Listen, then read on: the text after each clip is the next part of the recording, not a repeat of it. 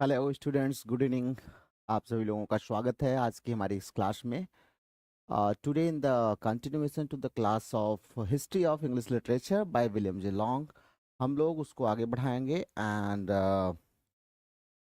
I hope कि आप सभी लोग जो है इसको रिवाइज ज़रूर कर रहे होंगे। रिवाइज इसको करते जाइएगा, क्योंकि जितने जल्दी आप रिवाइज करेंगे उतने ही जल्दी आपकी तैयारी होगी। ये ध्यान रखिएगा, जितना देर आप करते हैं रिवीजन करने में उतना ही ज़्यादा आपको याद नहीं रहता है। तो एज सुन एज पॉसिबल आप क्या करेंगे, जितना पढ़ाया जाता है उसको आप रिवीजन कर लीजिए। रिवीजन करने के तरीके क्या हैं? आप वीडियो के थ्रू रिवीजन कर सकते हैं, आपके पास बुक हो बुक के थ्रू रिवीजन कर सकते हैं, और वीडियो से मैच करा के जो इम्पोर्टेंट है उसको मार्क कर लीजिए।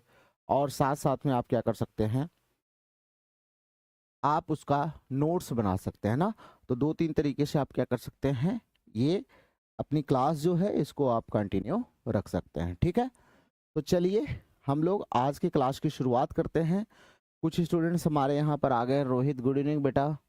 प्रतिभा, yes yes Pratibha.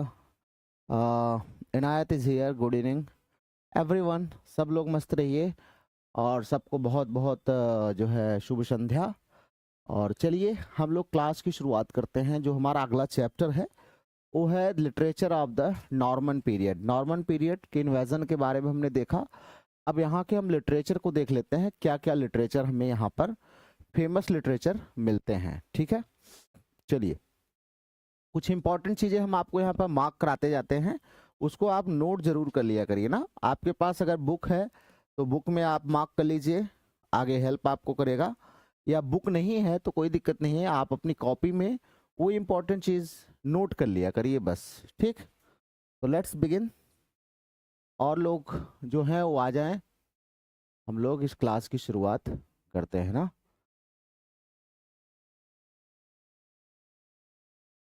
It's visible now. Other students have also join, और किसी ने ज्वाइन किया, चलिए ओके। कह रहे हैं in the advocates library at Edinburgh there is a beautifully illuminated manuscript. पहली चीज तो पहला आपको नेट के लिए क्वेश्चन आपको यही मिल गया है कि एडवोकेट्स लाइब्रेरी कहाँ पर है। तो एडिनबर्ग, एडिनबर्ग में इंग्लैंड में है। वहां पर एक ब्यूटीफुली इल्यूमिनेटेड मैन्युस्क्रिप्ट रखी हुई है, रिटन अबाउट 1330, 1330 के आसपास वो बुक रखी गई थी, लिखी गई थी, वो वहां पर रखी हुई है।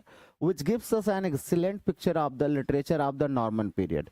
नॉर्मन पीरियड के लिटरेचर का पूरा रिकॉर्ड एक प्रकार से उस बुक में है। ठीक है, तो 1330 के आसपास लिखी गई थी, और वो आज भी कहाँ पर है, एडवोकेट्स लाइब्रेरी एडिनबर्ग में आज भी वो मैन्युस्क्रिप्ट्स रखी हुई है। ठीक है, कह रहे हैं कि in examining it we were to remember, जब इस बुक को पढ़ते हैं तो हमें ये ध्यान रखना होता है that literature was in hands of the clergy and nobles. उस समय का जो लिटरेचर था वो क्लर्जी और नोबल्स के हाथ में था। मतलब ज्यादातर लिटरेचर क्लर्जी जो चर्च के लोग होते थे, या नोबल्स मतलब सामंत वगैरह जो थे वही लिखा करते थे। श्वेता, गुड इवनिंग बेटा, good evening. That the common people could not read, common people न तो पढ़ सकता था, and only had a few songs and ballets for their literary portion. और अगर हम देखें तो कॉमन मैन के लिए थोड़ा सा उनके पोर्शन में क्या है, कुछ गीत हैं और कुछ बैलेट्स वगैरह हैं। बाकी जितना भी लिटरेचर आपको मिलेगा वो क्लर्जी एंड नोबल्स के हैंड में था। ठीक है, ये ध्यान रखिएगा। We are to remember also that parchments were scarce. अब ध्यान रखना एक सबसे बड़ा, अभी आपको जब मैं आपको पढ़ाऊंगा ये बुक खत्म होने के बाद हम टर्म्स की बुक शुरू करेंगे, ग्लॉसरी शुरू करेंगे जो हमारी है एम एच अब्राम साहब की, एम एच अब्राम्स की। वहां पे आपको मैं ये मिलेगा वर्ड, ये सब मिलेंगे वहां पे। आप देखिएगा तो आप कहेंगे कि ये तो बड़ा नया है, कहाँ से आया था। तो पार्चमेंट एक्चुअली जो होते हैं एक प्रकार का जैसे पेज होता है ना लिखने के लिए, पार्चमेंट्स जो है, तो पार्चमेंट्स होते थे। हमें ये भी ध्यान रखना कि उनकी भी बड़ी कमी थी, जो ये पार्चमेंट्स होते थे उनकी भी बड़ी कमी थी, एंड वेरी एक्सपेंसिव, और बड़े महंगे हुआ करते थे। ताम्रपत्र जो कहा जाता है, क्या कहा जाता है, वो है पार्चमेंट्स जो है and that a single manuscript often contained all the reading matter of a castle or a village। और एक मैन्युस्क्रिप्ट होती थी, एक ही मैन्युस्क्रिप्ट में किसी भी पूरे गांव के या किसी भी पर्टिकुलर डायनेस्टी के या कासल के पूरी स्टोरी हुआ करती थी उसमें। तो कहने का मतलब ये है कि इतना ज़्यादा लिटरेचर आपको क्यों नहीं मिलेगा, क्योंकि पार्चमेंट भी बहुत, रिटन लिटरेचर नहीं मिलेगा, ओरल मिलेगा। ओरल तो भूल जाता है, रिटन लिटरेचर इसलिए नहीं मिलेगा, पार्चमेंट महंगा भी हुआ करता था ना, सब लोग उसको अफोर्ड नहीं कर सकते थे, क्योंकि तब तक प्रिंटिंग प्रेस वगैरह ये सब आया नहीं था, पेपर का इन्वेंशन हुआ नहीं था, तो पार्चमेंट्स पर लिखा जाता था। ठीक है, चलिए। Hence, this old manuscript is as suggestive as a modern library. It contains over 40 distinct works, the great bulk of them being romances. इनमें कितना मिलता है हमें? ये ओल्ड मैन्युस्क्रिप्ट जो है इसमें टोटल हमें 40 डिस्टिंक्ट वर्क मिलते हैं, 40 प्रकार के वर्क मिलते हैं। The great bulk of them being romances, ज्यादातर इसमें क्या है, सब रोमांसेज हैं। और वैसे भी ये वाले पीरियड में देखें तो ज्यादातर रोमांसेज ही लिखे गए हैं, ज्यादातर रोमांसेज ही इन पीरियड में लिखे गए हैं। कौन कौन से रोमांसेज हैं? There are metrical or verse romances of French and Celtic. France और आयरलैंड का जो एरिया था ना, इनके जितने भी रोमांसेस थे वो इसमें मिलते हैं। एंड इंग्लिश हीरोज, और इंग्लिश हीरोज के मिलते हैं, लाइक जैसे रोलैंड के, आर्थर का तो रोमांस आप लोगों ने पढ़ा ही है। उसके बाद ट्रिस्ट्रम है, इनका रोमांस है। और उसके बाद हमारे बेबीज ऑफ हैम्पटन हैं। इन सब की पूरी स्टोरी, रोमांटिक स्टोरी या मेट्रिकल रोमांसेस जो हैं वो हमें इसमें मिलते हैं। मतलब अगर आपसे क्वेश्चन पूछता है कि द मेट्रिकल रोमांसेस जो हैं, और या कहें जो भी इंग्लिश रोमांसेस हैं, वो हमें किस मैन्युस्क्रिप्ट में मिलते हैं, किस फॉर्म में मिलते हैं, पार्चमेंट में मिलते हैं, पेपर पे मिलते हैं, किसमें मिलते हैं, तो याद रखना ये सब पार्चमेंट में, मैन्युस्क्रिप्ट्स में रखे हुए हैं। और इसी वजह से लिमिटेड हैं, दे आर ओनली 14 नंबर्स, लगभग 40 जो है डिस्टिंक्टिव वर्क्स हैं जो कि रोमांसेज हैं, मैक्सिमम रोमांसेज हैं। ठीक है, ये ध्यान रखिएगा। अब यहां से शुरू होता है रोमांस में किसका किसका रोमांस है। देखिए, जो अक्सर आपके एग्जाम में आता है, there are stories of Alexander the Greek. Alexander the Greek romance है, अलेक्जेंडर की आप सब लोगों ने पढ़ा होगा। फ्लोर्स एंड, इनका नाम है Blancheflour, Floris and Blancheflour. And a collection of oriental tales. Oriental tales जितनी भी हैं, मतलब जितनी ईस्ट पर बेस्ड टेल्स हैं, उनको कहा गया द 7 वाइज मास्टर्स। ध्यान रखिएगा, ये भी हमें इसी टाइम देखने को मिलते हैं। तो हमें ये जितने हीरोज हैं, इनकी कहानियां, stories about Alexander, oriental tales, ये सब हमें इस मैन्युस्क्रिप्ट में मिलती हैं, ये ध्यान रखिएगा। लगभग मुख्य रूप से कुल देखें मिला के 40 जो है हमें यहाँ पर वो मिलते हैं।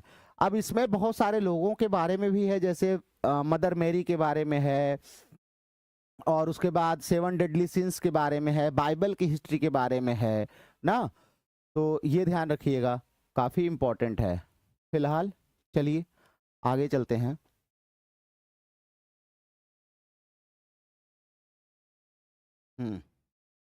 चलिए अब आइए हम लोग देखते हैं यहाँ पे।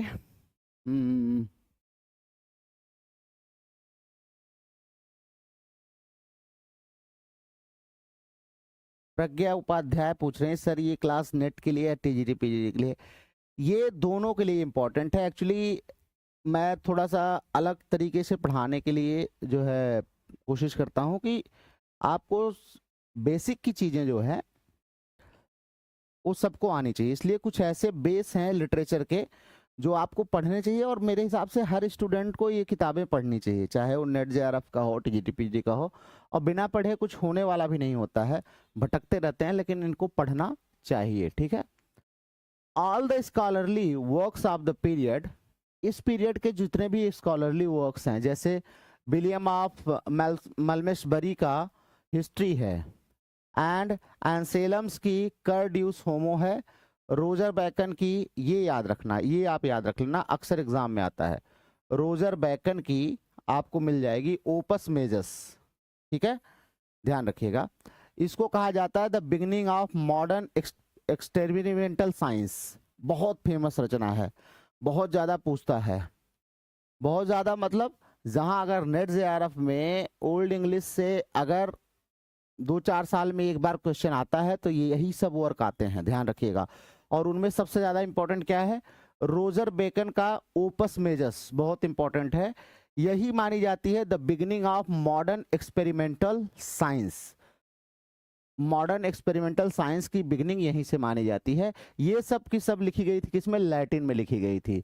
रोमन, एंग्लो नॉर्मन में, वैसे भी आप जान लीजिए ज़्यादातर रचनाएं लैटिन में ही लिखी गई हैं, क्योंकि हमारी जो लोकल लैंग्वेज थी या सेक्शन की जो लैंग्वेज थी वो धीरे धीरे आउटडेटेड हो गई थी और उस पर कोई ध्यान नहीं दे रहा था, केवल वो डायलेक्ट्स में बची हुई थी ना। तो सेंटर में क्या था, सेंटर में हमारा लैटिन ज़्यादा था, लैटिन और फ्रेंच जो है यही दो लैंग्वेज थी। While nearly all other works were written in French, देखिए यही है, आगे दिया है कि बाकी जो रचनाएं हैं वो लगभग फ्रेंच में लिखी गई हैं। Are ills were English copies or translation of French original, या तो इंग्लिश में है या ट्रांसलेशन है फ्रेंच के ओरिजिनल का। तो ये इतनी जो रचनाएं हैं ये लैटिन में है, बाकी लगभग फ्रेंच में है और कुछ थोड़ी बहुत हमारी इंग्लिश में मिलती हैं, ठीक है। तो इतना याद रखिएगा, खास करके इनकी इन पर 1-2 बार क्वेश्चन आया हुआ है, हमारे रोजर बेकन को लेकर के 2 बार क्वेश्चन आया हुआ है, ठीक है। चलिए अब आ जाइए, हमारे पहले जो राइटर हैं उनके बारे में बात कर लेते हैं। जॉफ्री ऑफ मॉनमाउथ, ये आपको हर जगह मिलेंगे भी। 1154 1150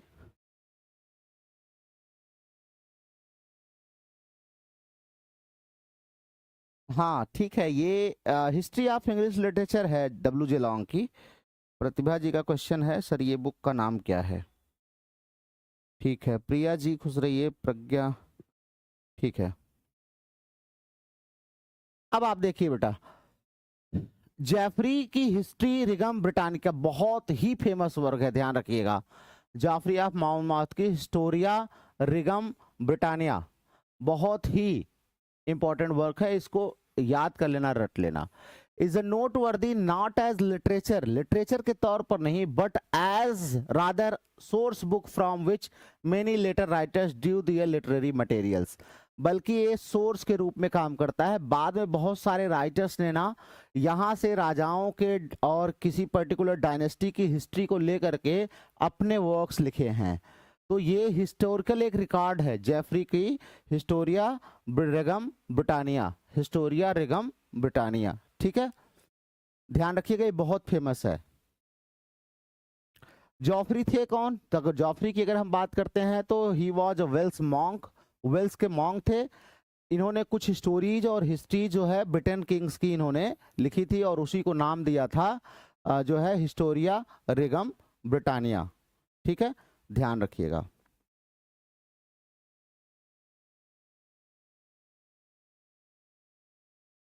चलिए छोड़ दीजिए यहाँ पे, इनको छोड़ दीजिए, आइए इनके हिस्ट्री में हमें क्या क्या और मिलता है इनको देख लेते हैं। इनके हिस्ट्री पर और क्या क्या बेस्ड है, किन्होंने बाद में सोर्सेज अपने लिए हैं, आप देख लीजिए।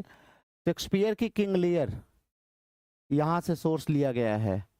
उसके बाद मैलरी का मॉडी आर्थर, उसका भी सोर्स यहाँ से लिया गया है। टेनिसन का आइडल्स ऑफ द किंग, ये सब की सब जो है इसी मॉन्क, ये जो हमारे जेफरी साहब हैं, इन्हीं की बुक से ली गई है, ध्यान रखिएगा। काफी फेमस, इसीलिए मैं आपको बता रहा हूँ, आप याद रखिएगा। आपके मल्टीपल सोर्सेज की जब बात करता है ना, मान लीजिए शेक्सपियर के वर्क्स का दे दिया कि द किंग लियर के सोर्सेज के बारे में आपको 3-4 सोर्सेज इनके पूछता है, उसी में एक ये भी दे देता है, तो आपको याद रखना चाहिए कि ये भी एक सोर्स रहा है, ठीक है। फ्रेंच राइटर्स की हम रचनाएं देख लेते हैं, तो फ्रेंच में हमारे पास कौन है, आइए देखते हैं। ज्यादा रचनाएं लिखी नहीं गई हैं, लेकिन फिर भी जो है हमें कुछ ऐसी हैं जो कि याद रखनी होंगी। आइए,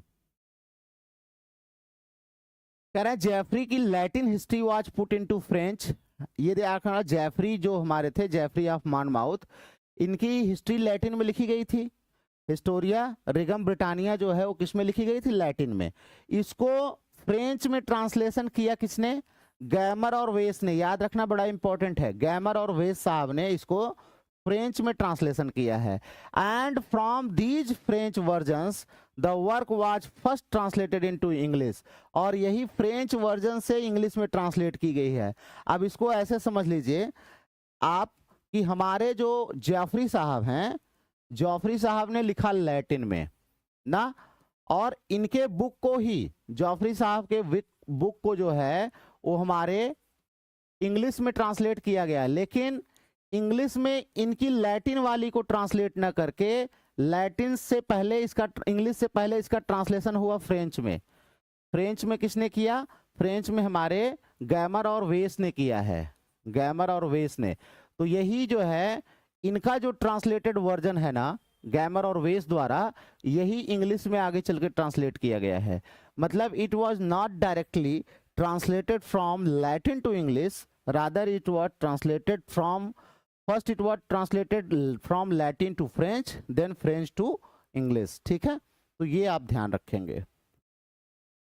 from about 1200 onwards Arthur and Guinevere and the matchless band of Celtic heroes that we meet later in Mallory's Moody Arthur became the permanent possession। ये आप सब लोग जानते हैं कि जितनी भी हमारी आर्थरियन रोमांस है ना, आर्थर पर बेस जितना भी रोमांस है, ये आगे चल के बहुत ज़्यादा पॉपुलर हुआ, और यही सबसे ज़्यादा पॉपुलर हुआ। इसी पर सब ने लिखा है, चाहे वो हमारे स्पेंसर साहब हों, चाहे वो हमारे टेनिसन हों, चाहे मैलरी हों, सब ने जो है स्पेंसरियन, स्पेंसरियन कह रहा हूँ, आर्थरियन लीजेंड को ही क्या किया है, अपना सेलेक्ट किया है, और उसी पर इन्होंने लिखा है।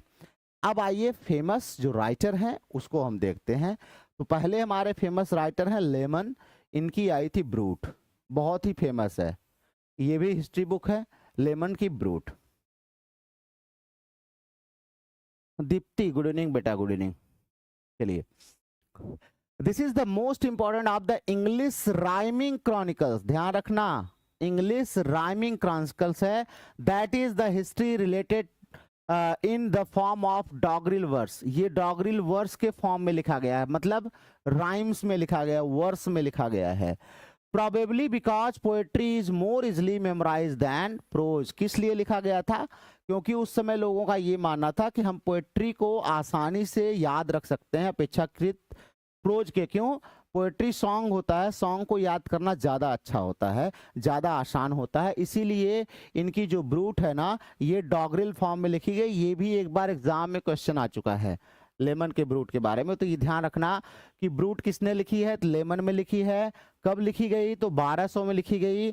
और ये राइमिंग क्रॉनिकल्स इसको कहा जाता है। क्रॉनिकल मतलब क्रॉनिकल का मतलब ये होता है कि age wise record of something ना, time wise record of something, तो क्रॉनिकल होता है। तो ये क्रॉनिकल हिस्ट्री है और ये डॉगरिल वर्स फॉर्म में लिखा गया है। ठीक है, अब इनको यहां पर आप छोड़ दिए, इससे ज्यादा आपको जानने की जरूरत नहीं है।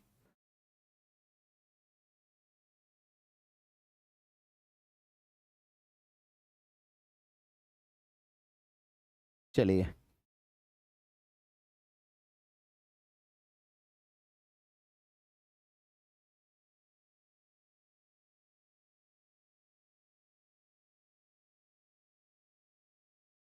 इनकी पोयम जो है, खास करके जो ब्रूट है उसके बारे में यहाँ पर दिया हुआ है, कहाँ से इसकी शुरुआत हुई है, कहाँ तक स्टोरी चली है, ये उतना इम्पोर्टेंट नहीं है। आइए हम आगे चलते हैं। मैट्रिकल रोमांसेस पर थोड़ी सी हम चर्चा कर लेते हैं कि नॉर्मन एज में हमारे जो रोमांसेस लिखे गए हैं वो ज़्यादा पॉपुलर भी हैं और उनको आगे चल के ज़्यादा एडॉप्ट भी किया गया लिटरेचर में ना। तो चलिए हम उन्हीं के बारे में चर्चा कर लेते हैं। आइए, यहाँ से हमारे पास मैट्रिकल रोमांसेस मिलते हैं। मैट्रिकल रोमांसेस, सूरज खुश रहिए, Suraj. Kajal Dubey is here, good evening बेटा, गुड इवनिंग। चलिए, in the enormous number of these verse romances we note three main division। कह रहे हैं बहुत सारे न्यूमरस नंबर ऑफ रोमांसेस हैं, लेकिन 3 प्रकार का डिवीजन करके हमने रोमांस को यहाँ पर आपको दिया है। कौन कह रहा है? विलियम जेलोंग कह रहे हैं।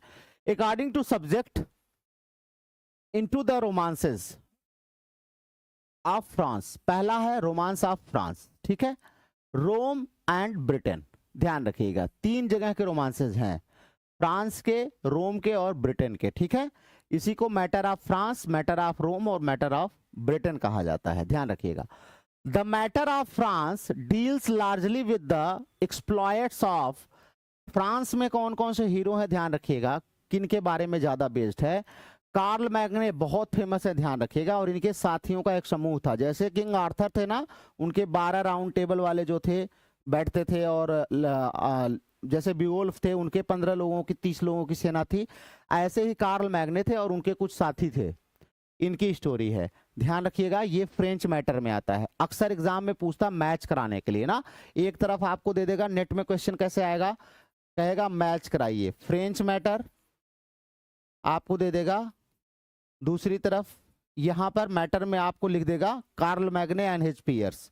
उसके बाद कह रहे हैं कि and the chief of these, और इनमें जो इनके साथी थे, इनमें ज्यादातर अगर देखें जो इनमें जो मुख्य रूप से थे वो कार्ल वेंजिनियन साइकिल थी, जिसमें चैंसन डी रोलैंड इनकी सबसे ज्यादा फेमस जो रोमांस है, नेशनल लिपिक इसको कहा जाता है, ये रोलैंड की जो अचीवमेंट्स है ना उसी को सेलिब्रेट करता है, उनके हीरोइज्म को सेलिब्रेट करता है। ठीक है, उनका जो अंतिम युद्ध था किसके खिलाफ, सार्सेंस में जो है रॉन्सेवल के खिलाफ जो इनका अंतिम युद्ध था उसी को सेलिब्रेट करता है चैंसन डी रोलैंड में। ये सबसे फेमस है किसमें, फ्रेंच मैटर में, ध्यान रखिएगा फ्रेंच मैटर में कार्लोवेंजियन साइकिल जो है, कई साइकिल्स होती है ना, तो ये कार्लोवेंजियन साइकिल है। साइकिल्स अगर आपको याद हो, नहीं याद होगा तो अभी हम ब्रिटिश जब आगे बढ़ेंगे एलिजाबेथन में आएंगे ना, तो उसके पहले हम आपको साइकिल्स के बारे में बताएंगे, खास करके जो ब्रिटिश मैटर हमारे थे वहां पर ना। तो ये क्या है, कार्लोवेंजियन साइकिल में सबसे फेमस जो स्टोरी थी वो हमारे चैंसन डी रोलैंड की थी।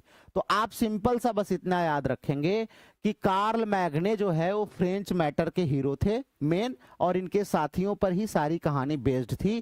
कहां पर, फ्रेंच मैटर में, मतलब फ्रेंच रोमांसेज में यही हमारे हीरो हैं। ठीक है, आगे चलिए।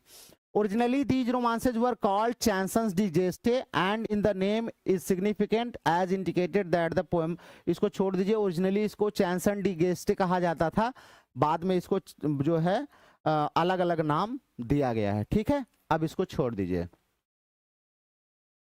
अब आ जाइए, दूसरा हमारा है the matter of Rome.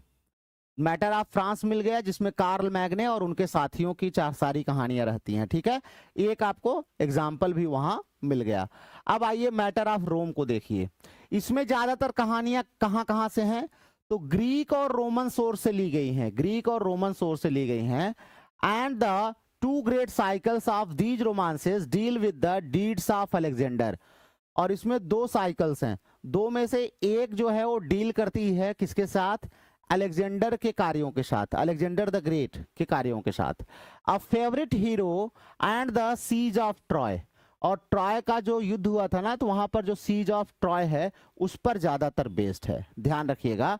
With which the Britons thought they had some historic connection, बाद में ब्रिटेन के लोगों का कहना है कि उनका कुछ हिस्टोरिकल कनेक्शन ट्रॉय के साथ है, लेकिन फिलहाल जान लीजिए मैटर ऑफ रोम में ज्यादातर किसकी कहानी है, अलेक्जेंडर की, ध्यान रखिएगा अलेक्जेंडर की। जैसे मैटर ऑफ फ्रांस में आपने कार्ल मैग्ने और उनके साथियों का देखा, तो यहां पर अलेक्जेंडर और इनके साथियों का और ट्रॉय से संबंधित जो हिस्ट्री जो रोमांसेस हैं वो लिखे गए हैं। ठीक है, चलिए बाद में इसमें हम देखते हैं कि बहुत सारे इसमें टेल्स जो है ओरिएंटल सोर्सेस से जोड़े गए हैं। ओरिएंटल मतलब पूर्वी, एक प्रकार से पूर्वी जो सोर्सेज है ना वहां से जोड़े गए हैं। स्पेशली हम देखें तो अरेबियन नाइट्स जो है, इस अरेबियन नाइट्स ने इसने क्या किया है, इसने जो यूरोप में स्पेशली हम देखें तो इन कहानियों को लाने का श्रेय जाता है यूरोप में। अरेबियन नाइट्स क्या है, मोर देन 1000 स्टोरीज की जो है कलेक्शन है ना अरेबियन नाइट्स, जिसमें हर प्रकार की कनेक्शन, ये ओरिएंटल, एक ओरिएंटल बुक है, ध्यान रखिएगा ओरिएंटल बुक है ना अरेबियन नाइट्स।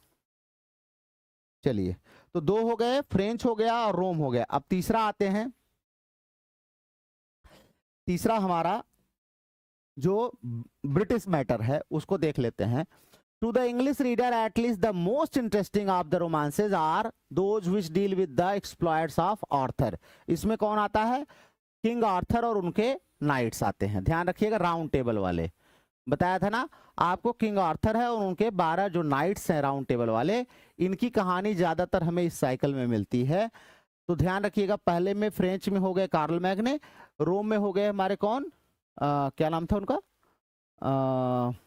रोम में हमारे थे, अरे भैया ये देखो अभी तो आपको बताया मैंने, कहाँ गए, अलेक्जेंडर, रोम में हो गए अलेक्जेंडर। अब हमारे इंग्लिश में कौन हो गए, इंग्लिश में हो गए हमारे आर्थर।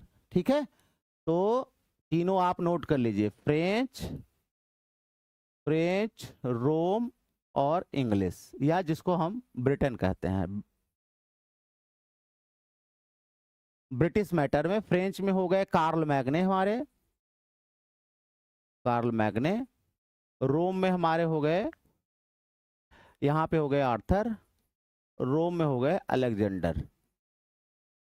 तो ये आपको मैच कराने के लिए दे सकता है, इसलिए आपको याद रखना होगा। ठीक है, तो इंग्लिश में हम देखते हैं तो आर्थर और इनके नाइट्स का पूरा हमें जो है इन्हीं पर बेस्ड पूरा रोमांसेस मिलते हैं, और इनमें मॉर्डी आर्थर सबसे ज्यादा फेमस हैं। ठीक है, तो गैवेन की स्टोरी हो गया, लैंसलॉट की हो गया, मर्लिन का हो गया, लैंसलॉट वगैरह सब आप देखिए, टेंशन को पढ़िए ना, तो ये सब मिलेंगे आपको ना।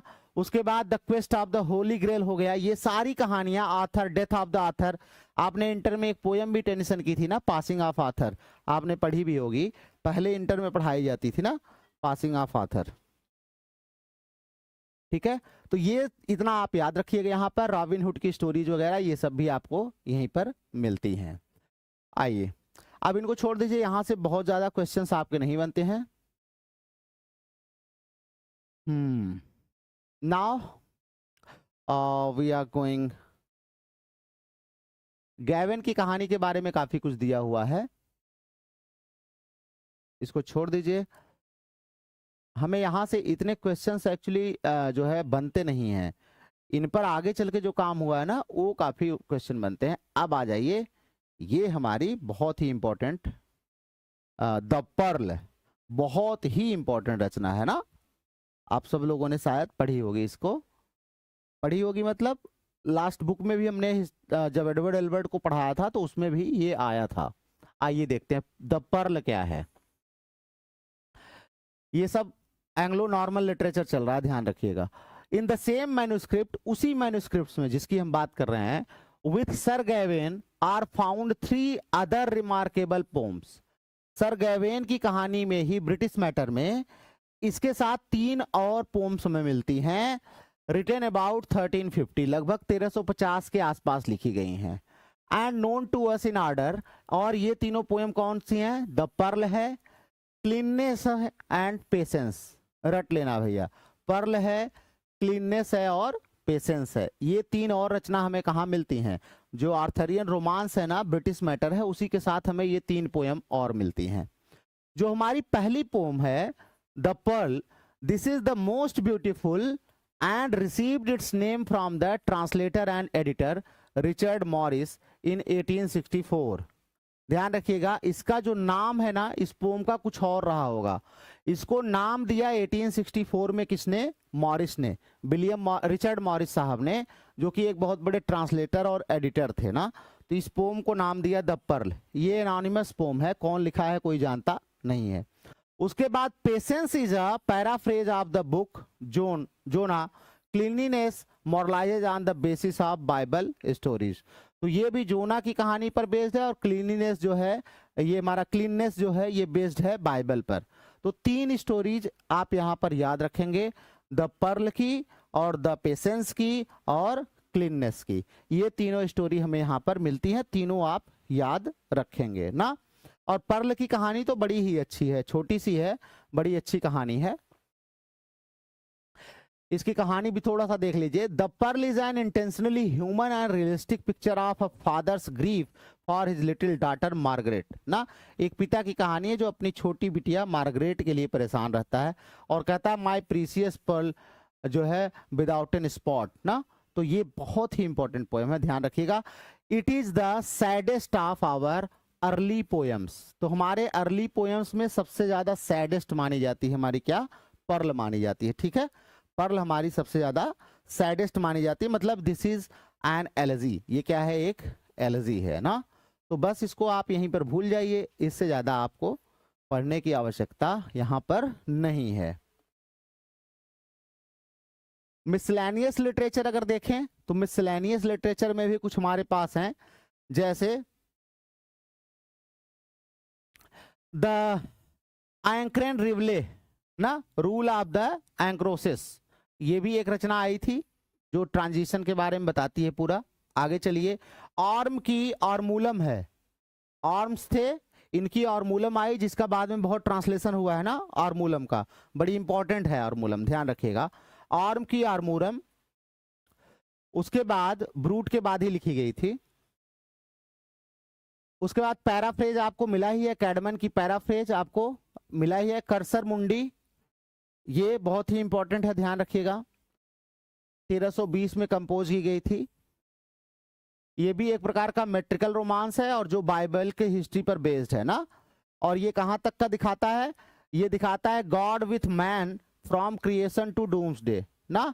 ये क्रिएशन से लेकर के, मतलब ईश्वर के क्रिएशन से लेकर के डूम्सडे तक की कहानी को बताता है, ध्यान रखिएगा।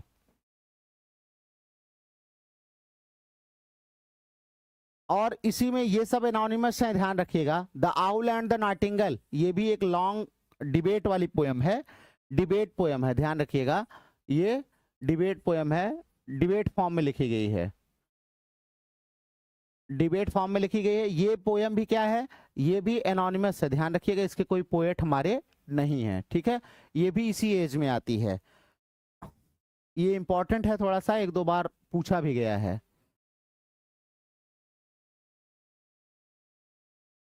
Now we don't have so much important poem, छोड़ दीजिए सब, ये छोड़ दीजिए,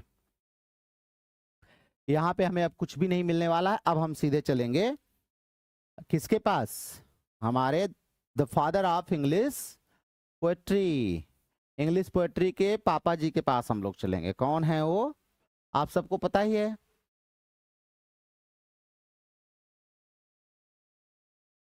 ये भी बताना पड़ेगा,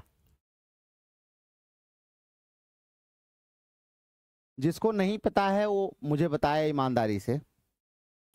एक बार क्रोनोलॉजी देख लेते हैं एंग्लो नॉर्मन पीरियड के, जो इंपॉर्टेंट इवेंट्स है उसको देख लेते हैं। 912 में जो नॉर्थमैन थे ये सेटल हुए नॉर्मंडी में, और 1066 में इन्होंने क्या किया, जो है वहां पर बैटल ऑफ हेस्टिंग्स में विलियम ने जो है वो हेराल्ड सेकंड को डिफीट किया और नॉर्मन डायनेस्टी की वहां पर राज्य की स्थापना करी। 1086 में डोम्सडे बुक जो है वो कंप्लीटेड हुई है। और उसके बाद विलियम रूफस हमारे आते हैं 1087 में। 1097 ये छोड़ दीजिए, इंपॉर्टेंट नहीं है, जो इंपॉर्टेंट है उसको देख लीजिए। पहला क्रूसेड जो है आक्रमण 1096 में हुआ था, हेनरी फर्स्ट।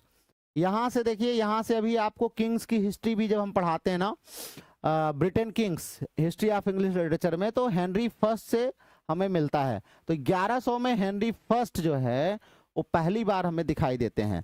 उसके बाद यही देखिए, पहला मिरेकल प्ले 1110 में मिलता है। तो अगर हम प्लेज का भी रिकॉर्ड देखें, आगे चल के आपको मिरेकल, मिस्ट्री, मॉरलिटी प्ले सब मिलेंगे ना, तो पहला मिरेकल प्ले 1110 में हमें मिला है, ठीक है। जब ड्रामा का चैप्टर हम पढ़ेंगे ना तब आपको वहां पर बताएंगे। स्टीफन है 1135 में। जैफरी की हिस्ट्री 1137 में आई थी, जैफरी की हिस्ट्री रेगम ब्रिटानिया जो है ना वो 1137 में आई थी। उसके बाद सेकंड क्रूसेड 1147 में, हेनरी सेकंड आए 1154 में, हेनरी फर्स्ट 1100 में, हेनरी सेकंड 1154 में। हेनरी सेकंड के बाद हमारे आए रिचर्ड फर्स्ट 1189 में, किंग जॉन 1199 में, किंग जॉन पर लिखा है ना शेक्सपियर ने। और 1200 में हमारे लेमन साहब की ब्रूट पब्लिश हुई थी। और 1215 में इतिहास जो थोड़ा सा भी पढ़ा होगा सब, मैग्ना कार्टा आया था ना, मैग्ना कार्टा 1215 में आया था। और 1216 में हेनरी थर्ड हमारे राजा बने। बाद में आप देखिए शेक्सपियर ने जो अपने हिस्ट्री प्लेज लिखे हैं ना, यहीं से उठाए हैं उन्होंने। ये इंपॉर्टेंट है, आप लोग पढ़ने लिखने वाले हैं। 1230 में यूनिवर्सिटी ऑफ कैम्ब्रिज का चार्टर आया था, 1230 में, ठीक है। 1265 में beginning of House of Commons, आगे चल के जो House of Commons, House of Lords 2 सांसद बने थे ना, जैसे अपने यहाँ राज्यसभा लोकसभा होती है, ऐसे वहां पर House of Commons, House of Lords. तो हाउस ऑफ लॉर्ड्स की शुरुआत 1265 में हुई थी, ठीक है। कॉमन्स की, लॉर्ड्स तो पहले से थे। सिमन डी मोनफोर्ट 1267 में, रोजन बैकन की ओपस मेजस, बहुत इंपॉर्टेंट है, ये ध्यान रखिएगा। अब आ गए किंग हमारे 1272 में, कौन आ गए? Edward first. ये सारे किंग्स के नाम याद रखिएगा, Henry first, Henry second, Henry third, Edward first, ये सब याद रखिएगा। ये एक बार क्वेश्चन आया हुआ है, याद कर लीजिए। फर्स्ट कंप्लीट पार्लियामेंट इंग्लैंड में कब हुई थी? तो 1295 में एक बार ये क्वेश्चन आया हुआ एग्जाम में, पहली कंप्लीट पार्लियामेंट इंग्लैंड में कब हुई थी। 1300 से 1400 के बीच में अगर हम देखें तो यॉर्क एंड वेकफील्ड में हमारे मिरेकल प्लेस वगैरह ये सब पूरे लिखे गए थे। 1307 में आए एडवर्ड सेकंड, यहां तक तो आपको लगता है कुछ आपको नहीं पता है। 1320 में आ गए कर्सर, जो है मुंडी पब्लिश हुई थी, इसको देख लीजिए। अब यहां से ऐसा लगता है, हम लोगों ने एक्चुअली क्या है, हम लोग हिस्ट्री पढ़ते हैं तो नॉर्मली यहीं से पढ़ते हैं, क्योंकि चौसर से ही नॉर्मली ज्यादातर क्वेश्चंस आते हैं, तो चौसर के एज से शुरू होते हैं, ओल्ड इंग्लिश से। अब थोड़ा सा कंपटीशन बढ़ता जा रहा है, तो पेपर बनाने वाला कहाँ से बनाएगा, तो थोड़ा गहराई में जाना शुरू कर दिया है। ओल्ड इंग्लिश में, एंग्लो सैक्सन, एंग्लो नॉर्मन में जा रहा है। हाँ, वो तो ग्रीक कहाँ कहाँ चला जाएगा अब, क्योंकि कंपटीशन का लेवल पढ़ रहा है। हम आपने ये सब पूरा पढ़ लिया है ना, रट लिया है, तो बनाते हैं तो आप आंसर दे देते हैं। सीट तो लिमिटेड होती है, आपको छांटना है। अपने यहाँ जो सिलेक्शन का प्रोसेस है, that is not the process of selection, that is process of elimination. आपको एलिमिनेट करने का तरीका है, केवल सेलेक्ट करने का तरीका हमारे यहाँ है ही नहीं, एलिमिनेशन है। और एलिमिनेशन जानते हैं बड़ा खतरनाक होता है। एलिमिनेशन में कभी कभी योग्य व्यक्ति भी मारा जाता है, लेकिन इसलिए अच्छा है भारत जैसे देश में, क्योंकि यहाँ पर सिलेक्शन जो है वो बहुत ही भ्रष्टाचारी तरीके से होता है, आप सबको पता है ज्यादातर। तो क्या होता है कि एलिमिनेशन प्रोसेस ही ठीक लगता है, जबकि सिलेक्शन प्रोसेस ज्यादा अच्छा होना चाहिए, लेकिन ढंग से होता नहीं, इसलिए एलिमिनेशन चलता है ना। एलिमिनेट करते हैं, कैसे एलिमिनेट करना, मतलब आपसे पहले चीज तो मान लीजिए टीचर की वैकेंसी है, आपको जो है 10+2 के बच्चों को पढ़ाना है, या 10th के बच्चों को पढ़ाना है, या BA और MA के बच्चों को पढ़ाना है, ग्रेजुएशन मास्टर्स के बच्चों को, अलग अलग टीचर हैं ना। तो they will not find out कि whether you are able to teach them or not ना, वो जानने की कोशिश नहीं करते हैं। दे विल एलिमिनेट, वो एलिमिनेट करते हैं। पहले प्री एग्जाम रख दिया, उसमें कुछ लोगों को छाट दिया, फिर मेंस रख दिया, मेंस के मार्क्स कैच किए, फिर इंटरव्यू रख दिया, दोनों के मार्क्स कैच करके फिर इसमें छाटते हैं। हो सकता है प्री में कोई बच्चा जो ना पास हो पाया हो, बड़ा योग्य रहा हो, ऐसा जरूरी नहीं है, वो मिस कर जाएगा, क्योंकि हमारा एलिमिनेशन सिस्टम है। अब लोग ये कहते हैं कि अगर वो योग्य ही होगा तो पास क्यों नहीं होगा। एग्जाम पास करना और योग्य होना दोनों अलग अलग चीजें होती है ना, ठीक है। चलिए, फिलहाल आपको एग्जाम पास करना, मैं तो भैया कहूंगा एग्जाम पास करो, योग्य नहीं होगे तब भी चल जाएगा, एग्जाम पास कर लो। लेकिन तो हमारे दद्दा आ गए एडवर्ड थर्ड, यही है महाराज जिनके एज में हमारे कौन पैदा हुए, जाफरी चासर ना। जाफरी चासर 3 राजाओं के शासनकाल में उनका जो लाइफ स्पैन है वो 3 राजाओं के, 3 किंग्स के शासन में आता है, रेन में आता है। बहुत बार ये क्वेश्चन पूछा गया है ना। तो पहले यही हमारे दद्दा जी थे, एडवर्ड थर्ड साहब, इनके रेन में पैदा हुए कौन, हमारे चासर साहब। और वार इन्हीं के समय में शुरू हुआ भैया, 100 ईयर वॉर। 100 ईयर वॉर जो है इंग्लैंड का फ्रांस के साथ। पहले मैं भी पढ़ता था तो मैं सोचता था कि 100 ईयर वॉर मतलब 100 साल तक लोग जो है वहीं बैटलफील्ड में थे, लड़ते रहते थे। बाद में समझ में आया कि नहीं यार, आज लड़ लिया, फिर कल बैठ के आराम से पार्टी कर रहे हैं, शादी विवाह भी कर रहे हैं, प्रस्ताव आ रहा है, परसों फिर नहीं मन किया, फिर लड़ लिए। तो ऐसे चल रहा था ना, लगातार वार नहीं हो रहा था। 100 ईयर्स तक चला, जब एक पैक्ट हुआ इनका तब जाके ये वार समाप्त हुआ, ठीक है। तो इसी को बोलते हैं 100 ईयर वॉर विथ फ्रांस। 1314 में हमारे जो है परमपिता परमेश्वर जो है आ गए, कौन, जाफरी चासर। परमपिता मतलब लिटरेचर के परमपिता हमारे। और 1350 में सर गैवेन की जो पल्स आई थी और सर गैवेन की स्टोरी वो आई है। तो यहाँ पर ये ध्यान रखिएगा, ये आपके लिए बड़ा इंपॉर्टेंट होने वाला है, हालांकि क्वेश्चन मार्क लगा हुआ है। सोचो हम लोग इनके जन्म के बारे में, मृत्यु के बारे में उतने डिटेल में नहीं जानते हैं, फिर भी हमारी हालत तो खराब ही कर दी इन लोगों ने। तो आइए अब हम लोग शुरुआत करेंगे the age of Chaucer. Age of Chaucer 1350 से लेकर के 1400 तक। ठीक है, चलें आगे चलें। मॉर्निंग स्टार, हाँ मॉर्निंग स्टार ऑफ रेनेसा, ठीक है, फादर ऑफ इंग्लिश पोएट्री, जितने एडजेक्टिव आपको मिल सके, पहले modernist, the first modern novel writer, the grandfather of English fiction,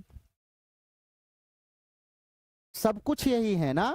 तुम ही हो माता, तुम ही पिता हो, तुम ही हो बंधु, तुम ही सखा हो, ये यहीं से शुरुआत हुई है इनकी। चलिए, द एज ऑफ चौसर 1350 से 1400। अब ये कोई देखेगा तो कहेगा सर इसमें 1350 से 1400 तक है। अगर आप सेल्फ से पढ़ने वाले होंगे, मैं तो आपको बता दे रहा हूं, सेल्फ से पढ़ने वाले बहुत सारे लोगों के दिमाग में ये होगा कि चौसर का एज 1350 से 1400 तक क्यों है, इनका बर्थ तो 1340 माना जाता है, 1340 माना जाता है। एक रफ आइडिया हर एक ऑथर लेता है कि चौसर का हम इम्पैक्ट जहां से देखते हैं, वहां से लेकर के जहां तक वो रहे हैं वहां तक माना जाता है, थोड़ा आगे पीछे हो सकता है। 1350 से 1400 तक एक रफ है, ये फिक्स नहीं है, आप इसको मान लें कि नहीं ये तो जो है एज ऑफ चौसर यही है ना, तो मत मानिएगा। आइए,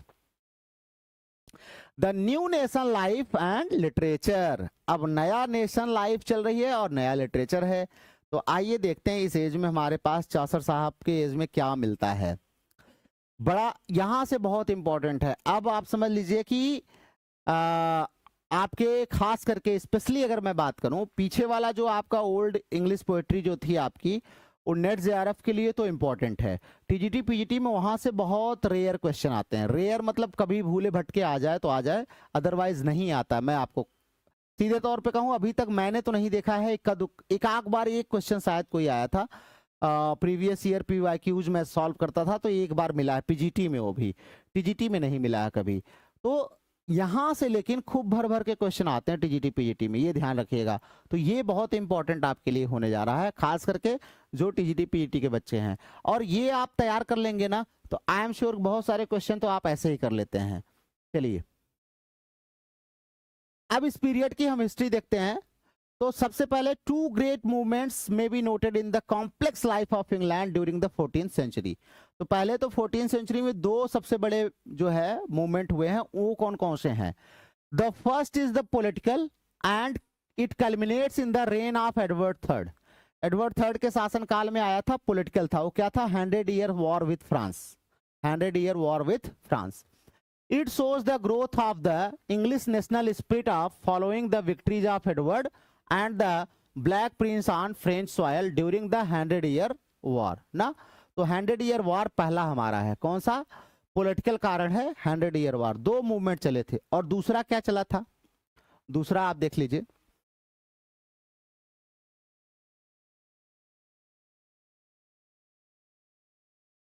the second movement is social, दूसरा क्या था, सोशल मूवमेंट था।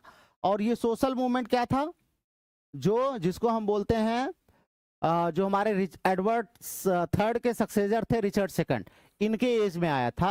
एक्चुअली पार्लियामेंट और कॉमन पीपल के बीच में काफी डिस्कंटेंट चल रहे थे, स्पेशली पीजेंट क्लास जो था उनके बीच में काफी डिस्कंटेंट चल रहे थे। और इन लोगों ने क्या किया, कैपिटल की तरफ मार्च कर दिया, घेराव करने के लिए पहुंच गए रिचर्ड सेकंड का ना। तो वहां पर क्या हुआ, बहुत ज्यादा इनके ऊपर ओवर टैक्स वगैरह लगाया गया था ना, तो बहुत परेशान थे। तो इन लोगों ने चारों तरफ से घेर लिया राजधानी को, और वहां पर रिचर्ड सेकंड ने बहुत ब्रुटैलिटी की थी।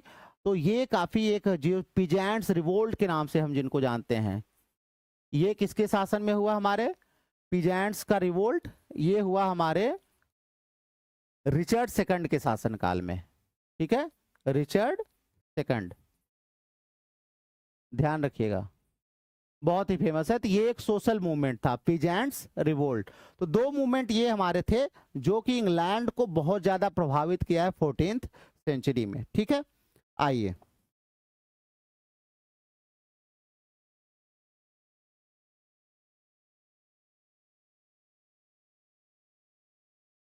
अब इन सब चीजों को छोड़ दीजिए, आइए राइटर्स ऑफ द एज देखते हैं। 5 main writers of the age. इस एज के 5 जो हमारे मुख्य राइटर हैं, बिहार टीजीटी में आया हुआ है ओल्ड इंग्लिश पीरियड से। हाँ, ओल्ड इंग्लिश पीरियड से सिलेबस रहा होगा, उनके सिलेबस में रहा होगा तो दे दिया होगा ना। अभी तक जो यूपी टीजीटी पीजीटी के सिलेबस में या नॉर्मली किसी भी उसमें सिलेबस में ओल्ड इंग्लिश पोएट्री तो बहुत कम है, बहुत रेयर है। अब भाई वही तो आपको मैं बार बार बता रहा हूँ, कंपटीशन बढ़ता जा रहा है हर एक दिन ना, हर एक दिन बढ़ता जा रहा है, इसीलिए कहते हैं खूब पढ़ो, खूब मेहनत करो, हर एक चीज को बारीकी से पढ़ो ना।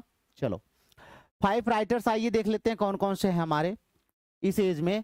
तो पहले हमारे हैं देयर इज लैंगलैंड। लैंगलैंड साहब है, विलियम लैंगलैंड। इन्होंने क्या किया, ही वॉइस द सोशल डिसकंटेंट। इन्होंने जो सोशल डिसकंटेंट है सोसाइटी का उसको दिखाया अपनी पोएट्री में। Preaching the quality of main and the dignity of labour. ये डिग्निटी ऑफ लेबर की बात करते हैं इनकी। पायर्स द प्लाउमैन, भाई प्लाउमैन मतलब ही होता है किसान ना, हल जोतने वाला, तो उसके स्ट्रगल को दिखाया इन्होंने, पायर्स द प्लाउमैन।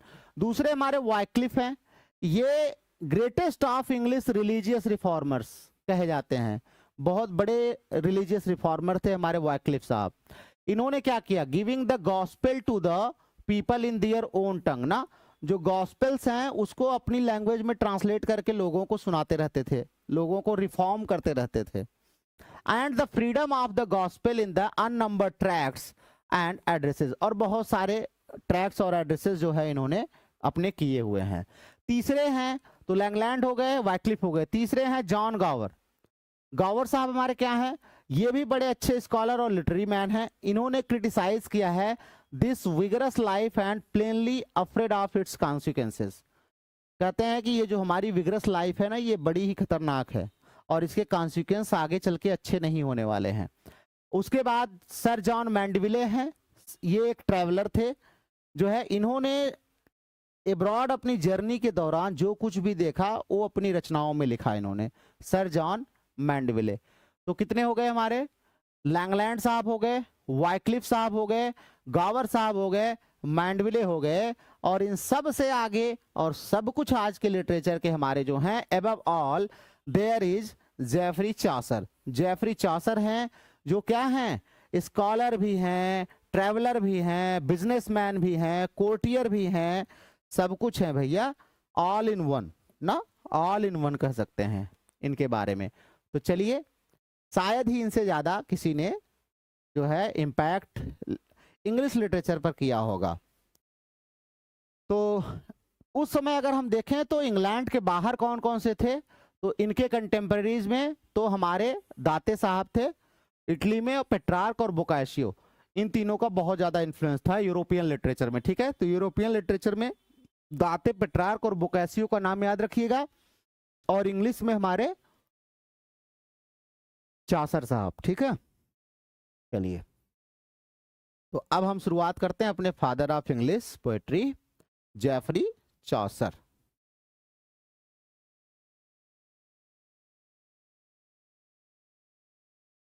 चलिए, अब यहाँ पे आप एक चीज ध्यान रखिएगा, जेफरी चॉसर के बारे में बहुत सारी इंफॉर्मेशंस ऐसी हैं जो यहाँ पर इंक्लूड नहीं की गई हैं। क्यों नहीं की जाती हैं, कोई भी राइटर जब हिस्ट्री बुक लिखता है ना, तो हिस्ट्री बुक में जो इंपॉर्टेंट चीजें केवल हैं उसी का मेंशन करता है, सब चीजें मेंशन नहीं करता। लेकिन जब हम एज अ राइटर उसको पढ़ते हैं ना, तो बहुत सारा डिटेल में आता है।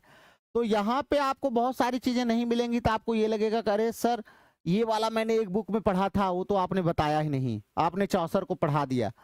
भैया मैं चॉसर को नहीं पढ़ा रहा हूँ, ध्यान रखना, मैं विलियम जे लॉन्ग की बुक को पढ़ा रहा हूँ। इसमें चॉसर के बारे में जितना है वही सिर्फ मैं पढ़ा रहा हूँ ना, ये ध्यान रखना, क्योंकि इसमें बहुत सारी चीजें आपको नहीं मिलेंगी, अलग से जो अलग बुक से लेनी पड़ती हैं। तो जब चॉसर एज अ पोएट हम आपको पढ़ाने लगेंगे, और स्पेशली जो पोएट हम डील करते हैं खास करके नेट जेआरएफ के लिए जो हमने सेलेक्ट किए हैं कुछ पोएट्स को, और टीजीटी पीजीटी का तो अपना सिलेबस ही है ना, तो उन राइटर्स को जब हम पढ़ाते हैं या पोएट्स को पढ़ाते हैं, तब उनको हम डिटेल में पढ़ाते हैं, हर एक चीज को कोशिश करते हैं कि कोई छूटे ना। तो यहाँ पे आप परेशान नहीं होंगे कि सर उनकी ये बुक नहीं दिया है या ये चीज उनके बारे में नहीं दी है, चॉसर के बारे में ही नहीं, किसी के बारे में, क्योंकि ये केवल इंट्रोडक्शन है ना, आपको हिस्ट्री से थोड़ा सा इनके बारे में, इनकी हिस्ट्री थोड़ी बताई जा रही है। अभी इनकी ज्योग्राफी, इनकी सोशल एक्टिविटी, इनकी इकोनॉमिक स्टेटस, वो सब आपको अलग से बताया जाएगा। ठीक, चलिए चौसर को पढ़ने पर हमें क्या मिलता है, तो आइए देखते हैं। हमारे लॉन्ग साहब क्या कह रहे हैं कि the difficulties of reading Chaucer are more apparent than real. कह रहे हैं कि भाई बहुत स्पष्ट है, चौसर को पढ़ने में हमें डिफिकल्टी होती है। क्यों होती है? Due largely to obsolete spelling.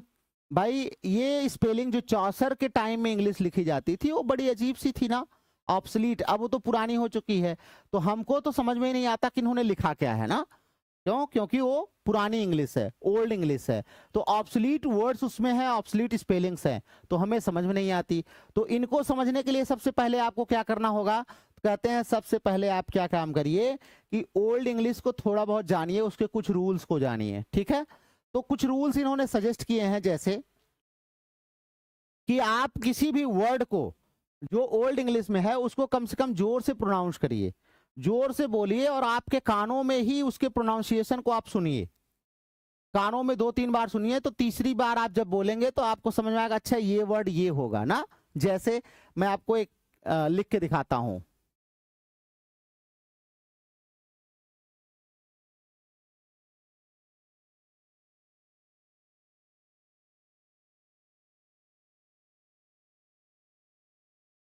पढ़ नहीं पाए होंगे आप लोग ना, छोटा कर लेता हूं थोड़ा सा। चलो, जैसे एक ओल्ड इंग्लिश में लिखा है,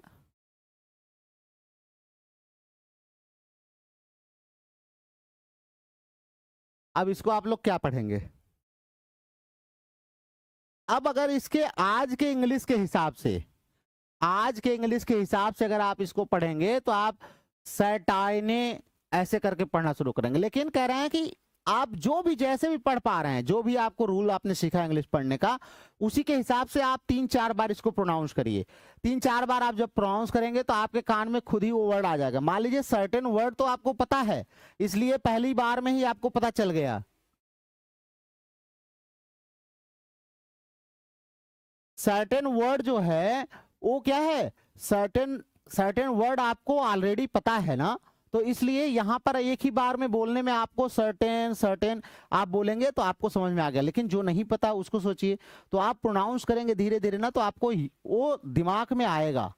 तो 2-3 बार कहते हैं कम से कम इसको प्रोनाउंस करिए। और एक चीज और क्या था कि हमें क्या होता है, जो ओल्ड इंग्लिश होती है उसमें कुछ स्पेलिंग अननेसेसरी यूज की गई हैं, अब हम उनका यूज नहीं करते हैं। उस रूल को जान लीजिए। जैसे ज्यादातर ओल्ड इंग्लिश में या चौसरियन इंग्लिश जिसको हम कहते हैं, वहां पर हम देखें तो ई का प्रयोग बहुत ज्यादा किया जाता है, वॉवेल्स का प्रयोग बहुत ज्यादा किया जाता है। तो vowels in Chaucer have much the same value as in modern German. तो आपको मॉडर्न जर्मन के जो वॉवेल्स है ना, अगर वो आप पढ़ लें तो लगभग लगभग वही वॉवेल्स हमारे चौसर के टाइम में यूज हुआ करता था। Consonants are practically the same as in modern English. Consonant तो सेम है, लेकिन वॉवेल्स जो होते थे वो जर्मन के वॉवेल्स से ज्यादा मिलते थे। तो ये ध्यान रखिएगा, तो जर्मन के वॉवेल्स को थोड़ा सा, मतलब अगर आप ओल्ड इंग्लिश पोएट्री पढ़ने जा रहे हैं तो ना। फिलहाल तीसरा ये बता रहे हैं कि pronounce aloud any strange looking words where the eye fails the ear will often recognise the meaning. कह रहा है जहां पर आंखें फेल हो जाती है ना, वहां पर हमारे कान उसको कैच कर लेते हैं। तो आप उसको जोर जोर से पढ़िए, जोर जोर से पढ़ेंगे तो खुद ही आपका कान कैच लेगा ये वाला वर्ड ऐसा है ना। तो चलिए, फिलहाल final E is usually sounded like a in Virginia. ध्यान रखिएगा, जैसे वर्जीनिया हम पढ़ते हैं ना ये वर्ड, इसमें ए जिस तरीके से प्रोनाउंस किया जाता है उसी तरीके से लास्ट में इनके ई प्रोनाउंस किया जाता है। किसी भी वर्ड के अंत में अगर ई आया है तो इसको हम अ की तरह पढ़ते हैं ना, Virginia, Virginia. Except where the following word begins with a vowel or with H. लेकिन अगर अगला शब्द हमारा जो उसके आगे वर्ड आता है अगर वो वॉवेल से शुरू होता है या एच से शुरू होता है, तब हम इसको ए नहीं पढ़ेंगे, तब ई ही पढ़ेंगे। नहीं तो हम ई को ए पढ़ते हैं ना।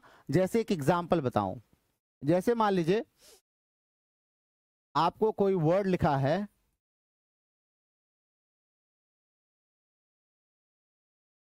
ठीक है, कह रहा है कि फेयर, जैसे फेयर वर्ड लिखा हुआ है, अब ये फेयर वर्ड लिखा हुआ है, कह रहे हैं अगर ये जो ई है, फेयर र र र अ पढ़ते ना, र र र पे अ रहता, र अ, तो ये अ पढ़ा जाता, फेरे मत पढ़िएगा इसको ना। लेकिन आगे कह रहे हैं अगर कोई एच वर्ड से आ जाए शुरू या कोई वॉवेल से शुरू आ जाए तब हम इसको ई ही पढ़ेंगे। इसके बाद जैसे कोई वर्ड है, मान लीजिए इसके बाद कोई वर्ड हम कह रहे हैं कि ऑनर वर्ड हमने लगा दिया, तो कह रहे हैं कि अगला वर्ड अगर एच से शुरू हो रहा है तो ध्यान रखिएगा यहां पर हम इसको ई ही प्रोनाउंस करेंगे ना, तो अगर नहीं है तो ए प्रोनाउंस करेंगे। फिलहाल इतने की बहुत ज़्यादा ज़रूरत नहीं होती, बार बार पढ़ते पढ़ते हम लोग खुद ही जान जाते हैं। और इनकी एक ही बुक तो हम लोगों को पढ़ाई जाती है, प्रोलॉग, तो प्रोलॉग के लिए इतनी मेहनत क्या करना ना, लेकिन फिर भी रूल ये जानते रहिए, क्या पता एग्जाम में आपको दे दे। In the latter case the final syllable of one word and the first of the word following are run together as in reading Virgil. ठीक है, तो जो अंतिम वर्ड है और अगला है ये इसी प्रकार से आगे बढ़ते हैं। तो आइए अब हम सीधे चलते हैं, ज्यादा देर नहीं करते हैं, नहीं तो चासर साहब गुस्सा हो जाएंगे कि भाई ये कब से केवल हमारे एज के बारे में पढ़ रहा है, एज तो हम ही से बना है ना, हमारे बारे में पढ़ो। तो लाइफ ऑफ चौसर को देखते हैं। तो चौसर के जीवन को हम 3 पीरियड में बांटते हैं, सबको पता होगा, सबने रट लिया होगा अब तक। लेकिन जो बच्चे यहाँ पर ऐसे हैं जिन्होंने अभी तक नहीं पढ़ा है चौसर को, उनको बता दूं कि इनके टाइम लाइफ पीरियड को हम 3 पार्ट में बांटते हैं। मान लीजिए ये इनका पूरा जीवन है, तो ये हम बांटते हैं। पहला हमारा इनका होता है पीरियड जो होता है वो फ्रेंच पीरियड होता है, दूसरा होता है इटालियन, और तीसरा होता है इंग्लिश ना। तो 3 पीरियड में हम इनके लाइफ को बांट करके पढ़ते हैं। ठीक है, चलिए। द फर्स्ट ऑफ 30 ईयर्स, पहला 30 साल का इनका पीरियड है, मतलब बचपन से लेकर के इनके 1340 से लेकर के 1370 का पीरियड। दूसरा 70 से लेकर के 1370 से लेकर के 1385 का पीरियड, और तीसरा 1385 से लेकर के 1400 इनके डेथ तक का पीरियड। ये 3 पीरियड लगभग माना जाता है ना। और लिटरेचर में इनका फ्रेंच, इटालियन और इंग्लिश पीरियड भी माना जाता है। तो first being the 30 years in his includes youth and early manhood, जहां पर ये यंग बॉय है और अर्ली मैनहुड इनका आया हुआ है।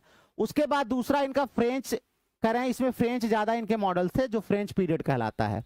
दूसरा इनका सेकंड पीरियड था वो 15 इयर्स का, covers Chaucer's active life as diplomat and man of affairs. Actually इसमें ये एडवर्ड थर्ड के बड़े करीबी थे ना, और बाद में रिचर्ड सेकंड के शासनकाल में, हालांकि उतना नहीं, एडवर्ड थर्ड के शासनकाल में ये डिप्लोमेटिक मिशन पर इटली जाते रहते थे ना, एम्बेसडर थे ये।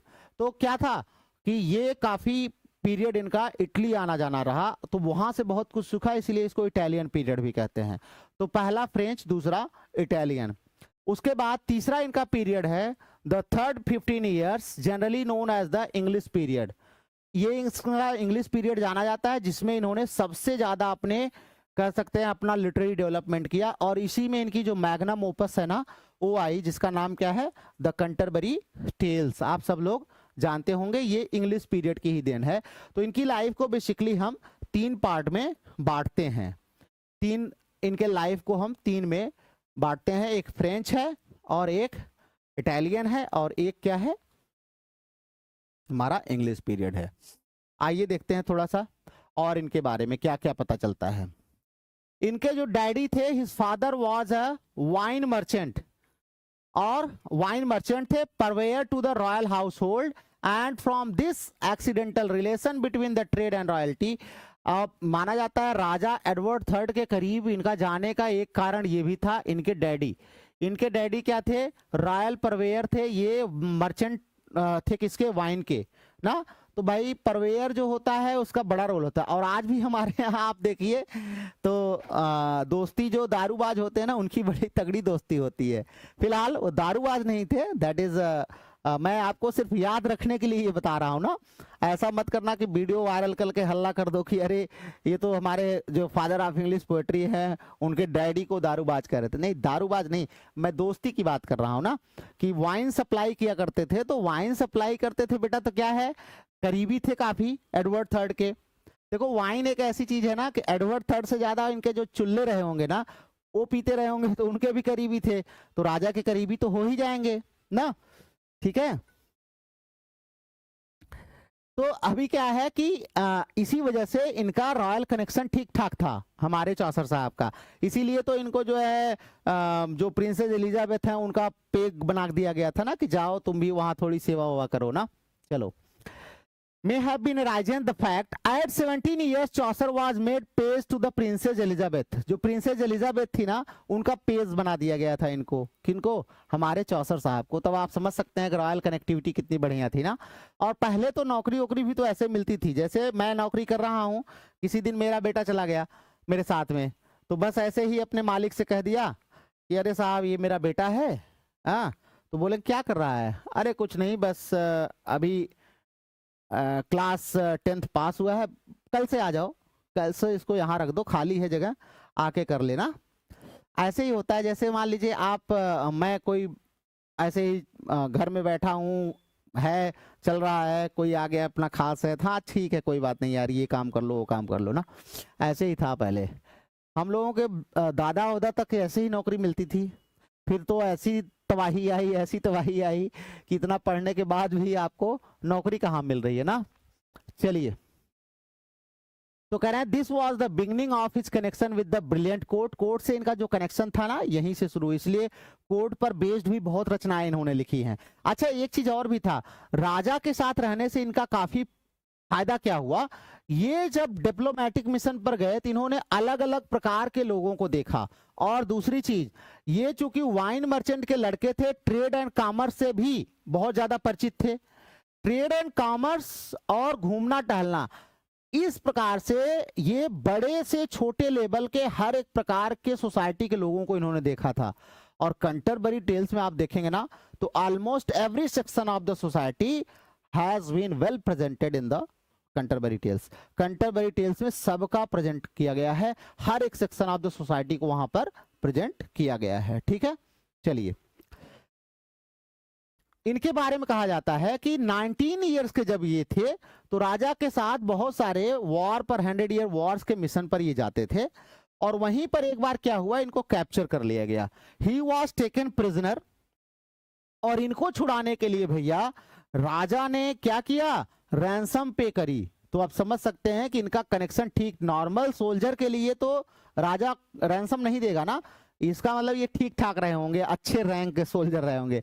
हालांकि आपको मैं बता दूं, he was not a soldier officially, केवल ये मिशन पर जाया करते थे, ये कोई ऑफिशियली अपॉइंटेड सोल्जर वगैरह नहीं थे, ये केवल मिशन पर जाते थे। ठीक है, चले आगे। क्लास 10th पास किया है अभी, वाओ, अच्छा कौन क्लास 10th पास किया है, अच्छा ठीक है, कह रहे हैं सर एक ऑनर भी आता है, हाँ ठीक है, ऑनर हॉनर जो भी कर लीजिए भैया, कोई बात नहीं है। चलो ठीक है, गुड। आइए फटाफट हम लोग देख लेते हैं, फिर दूसरी क्लास का भी टाइम हो रहा है, तो हम इसको फिर बंद करते हैं ना। आइए, तो ये तो हुआ पहली बात कि इनको जो है रॉयल पर्स से पैसा दे करके इनको छुड़ाया गया था। चलिए, इसी दौरान क्या हुआ, it was during the first period that he married a maid of honour to the queen. Queen की एक मेड ऑफ ऑनर थी ना, उससे इन्होंने शादी कर ली। उनका नाम क्या था भैया, इनकी पत्नी का नाम था, याद कर लो। अब ये भी दुर्भाग्य है कि हम लोगों को दूसरे की पत्नी का नाम याद करना पड़ रहा है ना।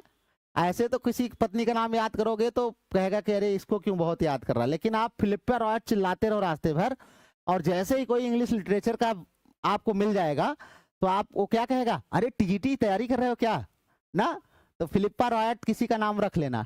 तो फिलिप्पा रॉयट थी, जो कि सिस्टर किसकी थी, wife of John of ground जो थी ना, जॉन ऑफ गाउंड जो थे उनकी पत्नी थी ब्लैंकी, जिनकी डेथ पर हमारे चासर साहब ने बड़ा एलजी लिखा है ना, तो उन्हीं की बहन थी ये फिलिप्पा रॉयट। तो अब समझ लीजिए कि यही जॉन ऑफ गाउंट हैं जो बाद में चल के क्या हो जाते हैं, इनके पुत्र महोदय क्या बनते हैं,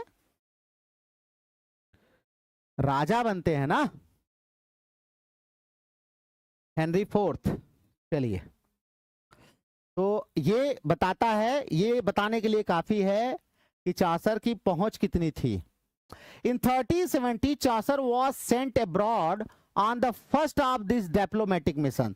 1370 में ये अपने डिप्लोमेटिक मिशन पर भेजे गए थे, जहां पर ये लगभग जो है अगले 15 साल तक खूब जो है इन्होंने डिप्लोमेटिक मिशंस किए हैं। हालांकि 2 साल बाद ही ये इटली गए थे 1372 में, और वहीं पर इन्होंने क्या, वहां पर इन्होंने दाते बोकैसियो इन सबको पढ़ा और लौट करके आए भैया, तब अपना लिटरेचर लिखना शुरू कर दिया। ठीक है, जो इनका इटालियन पीरियड है वो इसी से प्रभावित है। ठीक है, और कंट्रोलर भी थे ये, कस्टम्स के जो है कंट्रोलर भी थे। इनके पिताजी की जो जॉब थी ना, मतलब एक प्रकार से जैसे हमारे यहाँ टैक्स कमिश्नर होता है ना, वैसे ही ये क्या थे, टैक्स कमिश्नर थे। 1386 में भैया केंट से ये मेंबर ऑफ पार्लियामेंट बन गए। तो ये तो होता ही, हमारे यहाँ भी जो बड़े बड़े नेताओं के करीब है वो देखिए टिकट पा जा रहा है, नेता बन जा रहा है, और हम आप केंट इनको पढ़ रहे हैं कि ये नेता है ना। तो ये 1386 में महाराज क्या बन गए, ये नेता भी बन गए, एमपी बन गए, मेंबर ऑफ पार्लियामेंट बन गए। ठीक है, और यहां से इनका इंग्लिश पीरियड जो है वो शुरू हो जाता है। तो ये तो कुछ इनके इंपॉर्टेंट यहां पर वो दी हुई हैं। अब आइए